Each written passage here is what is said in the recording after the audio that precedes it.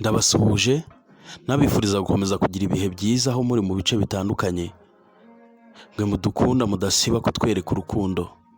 Reka mbifurize gukomeza kugira ibihe byiza kandi Uwiteka akomeze guhira imirimo y'amaboko yanyu, ibyo mukora byose birushaho kubahira.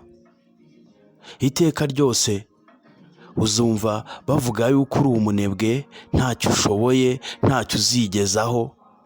Uzumva banakubwira yuko mu muryango wawe nta muntu n'umwe wigeze avamo ngo abe umukire, yige, aminuze, abe umuntu udasanzwe.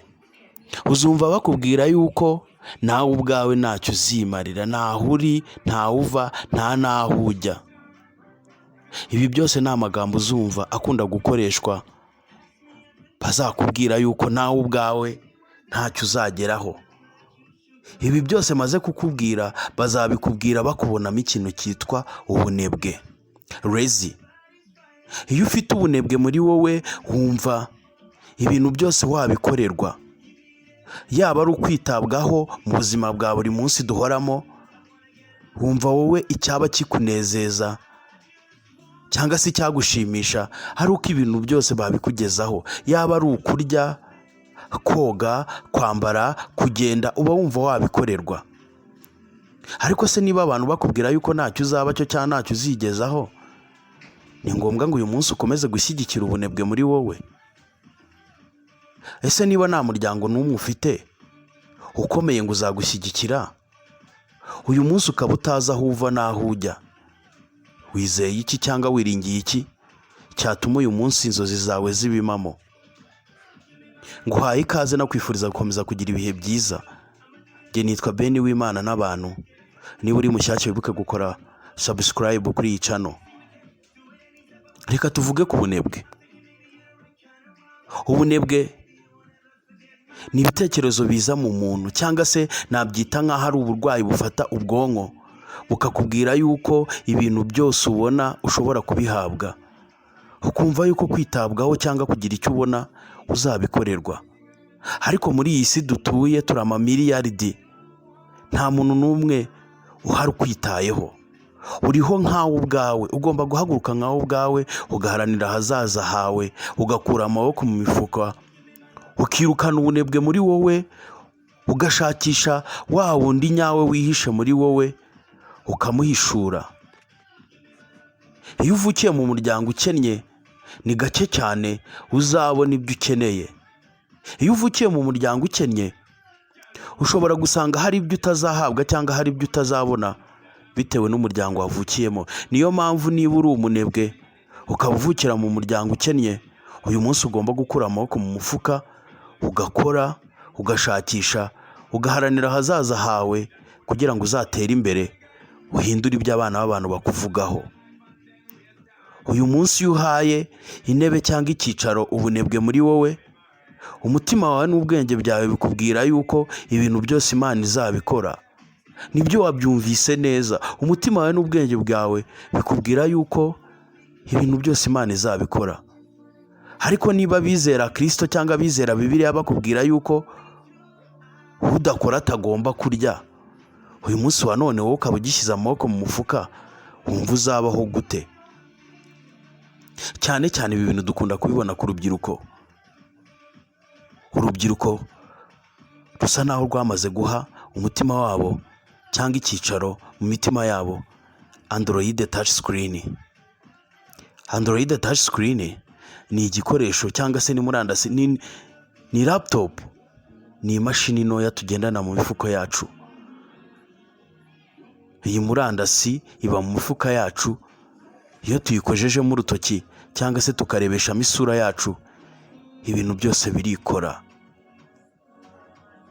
Yesitaye ku buryo butangaje, kurya ibintu byose ishobora kubikora mu kanya nk'ako guhumbya. Uyu munsi uramutse ubyutse ukaba ufite igitekerezo cyo guhamagara umuntu uri muri Amerika, ntabwo ari ngombwa yuko bimeze nko mu minsi ya kera wabyuka ukamuhamagara. Uyu munsi urubyiruko rw'uyu munsi ruhaye agaciro cyane interinete. Ubwenge n'imitima yabo biri kuri interinete. hahandi ashobora kubyuka kuva mu gitondo akareba ibirimo biratrendinga ku masosho media atandukanye cyangwa se ku mbuga nkoranyambaga zitandukanye.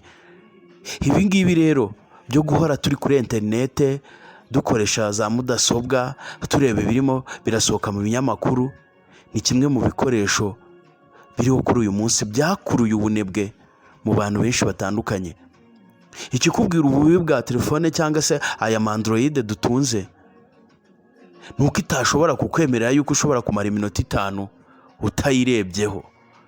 Byagorana kandi ntibyakorohera kumara iminota 5 udafunguye WhatsApp, udafunguye Facebook, utagiye kuri TikTok, X, Yahoo ndetse n'izindi mbuga nkoranyambaga, kuko uba wumva yuko hari abantu bakwandikiye cyangwa se abagushatse bakakubura. Ibi byose byakuruye ubunebwe mu buryo butangaje, ku buryo umuntu ashobora kubyuka akajya kuri interinete akavugana n'abo ashaka, agacata n'abo ashaka, ariko akibera mu buriri ubuziraherezo akumva yuko ibintu byose azabikorerwa. Uyu munsi wa none nk'uko tubivuga, kura amaboko mu mufuka, ureke ibintu bya interinete, ushakisha ubuzima, ushakisha imibereho, ugerageze kubaho nkawe ubwawe. Higa ahazaza hawe kuko ahazaza hari mu biganza byawe. Uyu munsi hari ibyo ugomba kureka cyangwa hari ibyo ugomba gushyira hasi kugira ngo uyu munsi wa none tuvugana ubashe gukabya inzozi no kwereka babandi bakubwiye ko nawe uzigeza ushobora kuhagera, kubera ko ubunebwe bwamaze kubutera ishoti. Kimwe mu bintu bibaho bizakwereka yuko ushobora gukabya inzozi zawe nuko uzatekereza nkawe ubwawe, ugakora nkawe, ugashakisha nkawe. Uyu munsi wa none ugahabana ikinyuranyo gitandukanye n'icyo bakubonagaho. Ariko uyu munsi wa none habura iki mu bantu kugira ngo ubunebwe bucike, abantu bige kubaho nk'abo ubwabo, bige kwigira, bige gushakisha imibereho iturutse mu mbaraga z'amaboko yabo. Habura iki kugira ngo uyu munsi abantu bose batuye isi bashobore kuba abaherwe. Bishoboke ko byaba ari ubushobozi, imbaraga nkeya dushyira mu gushakisha. Nkaho ibi byose bidahagije, abantu bararushaho gukomeza kuba abanebwe uko iminsi igenda isimburanya n'indi. Ibi ngibi nibyo tuzavugaho mu biganiro byacu bitaha. Ndabashimiye, njye ndi Ben w'i Rwanda. Umunsi mwiza.